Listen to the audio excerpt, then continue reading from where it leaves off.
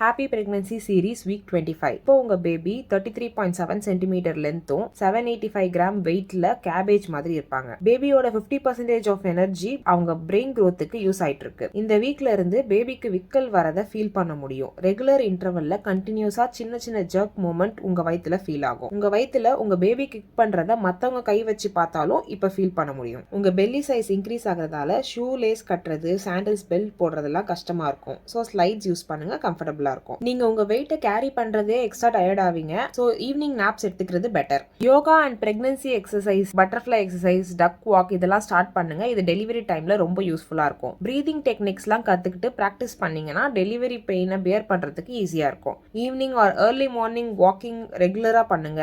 எவ்வளவு ஆக்டிவா இருக்கீங்களோ டெலிவரி டைம்ல அவ்வளோ ஹெல்த்தியா இருக்கும். இந்தியன் டாய்லெட் ஆப்ஷன் இருந்தா யூஸ் பண்ணுங்க. இருக்கிறதுலே அதுதான் best pelvic floor exercise. Enjoy your week 25 of pregnancy.